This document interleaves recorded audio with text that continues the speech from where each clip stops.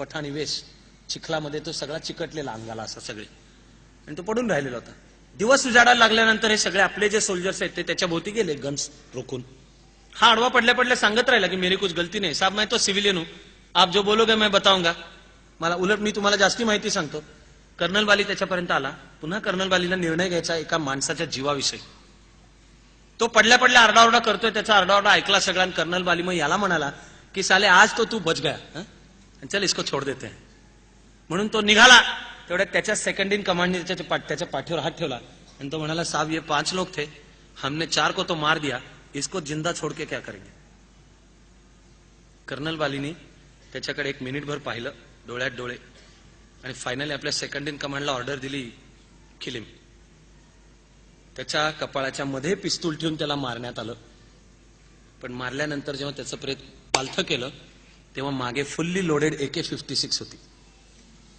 त्यानंतर 5वीच्या प्रांतीची प्रेत ताब्यात घेतली, त्या सगळ्यांच्याकडे AK-56 होती. दहशतवादाशी लढाई म्हणजे किती गुंतागुंतीची आहे. आणि इथे पुण्या मुंबईमध्ये एअर कंडिशन खोल्यांमध्ये बसून ज्यांना दहशतवाद्यांच्या ह्युमन राईट्सची काळजी असते, ज्यांना फाशी जाणारा धनंजय चॅटर्जी म्हणजे कोणतरी संत पुरुष लागून गेला असं वाटत असतं, त्या मीडियाला हे शिकवलं पाहिजे. ते असो हे जे स्वयंघोषित काही इंटलेक्च्युअल्स आहेत. अवघड आहे ही लढाई, याला सावध समाज आवश्यक आहे. हा कमांडिंग ऑफिसर होता कर्नल बाली, चंडीगडच्या जवळ राहणारा, आणि युद्ध सुरू झालं त्यावेळेला रजेवर होता. त्याला आर्मीनी इन्स्ट्रक्शन पाठवली की ताबडतोब ड्युटी जॉईन करा. आर्मी एवढंच सांगत असते, कसे या, हे तुमचं रिझर्वेशन, तुमच्याकरता AC2 टायरे वगैरे काही नाही, या तारखेला इतक्या वाजता यायचं. You are to do or die and never to ask why. हे लॉर्ड टेनिसनच्या विश्वविख्यात एका अजरामर कवितेतली ओळ आहे. Into the valley of death rode 600. क्रिमियाच्या युद्धामध्ये एका युनिटला चुकीची ऑर्डर मिळाली. 600 जण, त्यांना माहित होतं ऑर्डर चुकीची आहे, but they followed it. Lord टेनिसननी ती अजरामर कविता करून त्यातली ही ओळ आहे, you are not to ask why, you are but to do or die. तसा हा कर्नल बाली अंगावर पूर्ण युनिफॉर्म घालून चंदीगडच्या रेल्वे स्टेशनवर आला आणि त्यांनी स्टेशन मॅनेजरला विचारलं की मला असं असं आहे, मी ड्युटीवर चाललोय, हे माझे इन्स्ट्रक्शन, मेरे लिए 1 सीट का इंतजाम करो. असं म्हणल्यावर तो स्टेशन मॅनेजर म्हणाला की साहब क्यों नहीं, हो सकता है 1 सीट का इंतजाम, लेकिन पहले हमारे चाय पानी का बंदोबस्त करो. कर्नल बालीने हे ऐकलं आणि तो त्या स्टेशन मॅनेजरला म्हणाला, अभी तेरे चाय पानी का इंतजाम कर देते. म्हणून त्यांनी खारखन थोबाडीत मारली त्याच्या. मला अर्थात आनंद वाटलाच, पण अशी थोबाडीत प्रत्येक जण नाही मारू शकत. भुसावळच्या जवळच्या गावात लान्स नाईक बाबूसिंग राजपूत राहत होता. त्याला पण आर्मीचं वॉरंट आलं, तो पण निघाला. घरात फक्त वृद्ध आईवडील, त्यातले वडील आजारी, म्हणून त्याने आईवडिलांना टेम्पो ट्रॅक्समध्ये भरलं. त्याचा प्लॅन भुसावळमधल्या हॉस्पिटलमध्ये आईवडिलांना रवाना करायचं आणि मग भुसावळमध्ये जी ट्रेन मिळेल पुढची ती घेऊन ड्युटी जॉईन करायला जायचं. भुसावळच्या बाहेर वर्दीतल्या 6 पोलिसांनी बाबूसिंग राजपूतला पकडलं आणि म्हणाले, ही ट्रॅक्स प्रवासी वाहतुकीची नाही, त्यामुळे तुला दंड पडणार. बाबूसिंग राजपूत सांगत राहिले, ठीक आहे ना, दंड तर दंड, जो दंड, पण हे माझं वॉरंट, मी ड्युटीवर चाललोय सीमेवर लढण्यासाठी म्हणून, ह्यांना नुसता दंड नको होता. 6 पोलीस त्याला म्हणाले, पैसे टाक. बाबूसिंग राजपूत चिडला आणि त्यांनी त्यातल्या एका पोलिसाची गचांडी पकडली. वर्दीतल्या आणि ड्युटीवर असलेल्या पोलीसची गचांडी पकडली म्हणजे इंडियन पिनल कोड सेक्शन 353 खाली हा अपराध झाला, ऑब्स्ट्रक्टिंग गव्हर्नमेंट वर्क.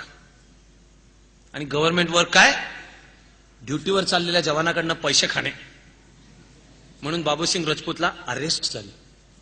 ती रात्र बाबूसिंग राजपूतनी पोलीस कस्टडीत काढली. दुसऱ्या दिवशी त्याला मॅजिस्ट्रेट समोर हजर करण्यात आलं. मॅजिस्ट्रेट शहाणा असला पाहिजे. मॅजिस्ट्रेटने बाबूसिंग राजपूतला सोडून दिलं. बाबूसिंग राजपूत घरी गेला आणि विष घेऊन त्याने आत्महत्या केली. पाकिस्तानच्या गोळ्यांचा जो बेदरकारपणे सामना करू शकत होता, ज्याचा पराभव पाकिस्तान करू शकत नाही, त्याचा पराभव आमच्याच देशातला भ्रष्टाचार करू शकतो. गाईसालला त्याच वर्षी एक ऍक्सिडेंट झाला. ऍक्सिडेंटमध्ये 550 जण मेली. 550तली 450हून जास्ती जण ईशान्य भारतामध्ये ड्युटीवर चाललेले भारतीय जवान होते. एकाच रुळांच्या वर समोरासमोरून आलेल्या 2 फास्ट ट्रेन्स आल्या आणि टक्कर झाली. कशा आल्या, दिल्लीकडून आसाममध्ये जाणारी जी ट्रेन अप ट्रॅकवरनं जायला पाहिजे होती ती डाऊन ट्रॅकवरनं आली. त्याच वेळेला डाऊन ट्रॅकवरनं दुसरी ट्रेन होती. ज्या स्पॉटला गाईसाला ऍक्सिडेंट झाला त्याच्या 3 स्टेशन्स अलीकडे 90 किलोमीटर अंतर ही चुकीची ट्रेन क्रॉस करत आली आहे. तिथे जो एक लाईन्समन होता ज्यांनी फक्त खटका ओढून ट्रॅक बदलायचा होता तो लाईन्समन दारू पिऊन पळून गेलेला होता. त्यामुळे ती ट्रेन अप ट्रॅकवरनच येत डाऊन ट्रॅकवरनच येत राहिली. 3 स्टेशनवर त्यांना ग्रीन सिग्नल मिळाला. तो मिळाल्याने झोपेत दिला का? दारू प्यालेला होता का तो? का ज्यांनी सिग्नल द्यायला पाहिजे तो पळून गेलेला, जा रे तू दाखव रे, कुठली तरी ट्रेन असते तुझा तू सिग्नल दाखव रे.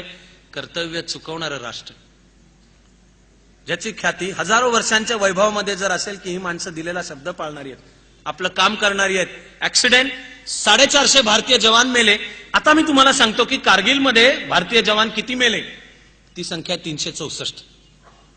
1.5 महिना जी लढाई चालली त्या लढाईमध्ये मेले 364. एक दिवस ड्युटीवरनं लाईन्समन पळून गेला आणि तिघांनी चुकीचा सिग्नल दाखवला. अपघातामध्ये मेलेले भारतीय जवान आहेत 450. आपला जास्ती मोठा शत्रू पाकिस्तान नाहीये, चीन नाहीये. आज आम्ही आमचे जास्ती मोठे शत्रू होऊन बसलेलो आहोत आणि युद्धाच्या कहाण्या ऐकायच्या आणि पराक्रमाचे विचार करायचे. याचा अर्थ सगळ्यांनीच लष्करात गेलं पाहिजे असं नाही. आपण जगतो हा क्षण लढाईचा क्षण आहे. आम्ही चाणक्य मंडलमध्ये त्याचं एक सोपं उत्तर शोधलंय. सगळ्यांनी आर्मीत जायचंय काय? नाही जायचंय. पण सगळे करू शकतात असं काय आहे? तर आम्ही स्वतःला ओळखू शकतो. ते ओळखून कामाचं क्षेत्र निवडू शकतो. त्या क्षेत्रात उत्तम आणि प्रतिभावंत काम करणे हीच देशसेवा आहे. उत्तम प्रोफेशनल असणे हीच देशसेवा आहे. देश कोणीतरी 2-4 कोणीतरी नेते निघतात म्हणून मोठा होत नाही. करोडोच्या संख्येने सामान्य माणसं सामाजिक एकात्मतेसहित एकत्र काम करतात तेव्हा नव्या सुवर्णयुगाची स्वप्न पडतात. नव्या सुवर्णयुगाची स्वप्न आम्हीही पाहतो. या कथा ऐकायच्या असल्या तर त्या सगळ्या आपणही पाहूयात आणि म्हणून ती नव्या सुवर्णयुगाची स्वप्न आठवत या ओळीची एकत्र आपली प्रार्थना आता सुरू करूयात.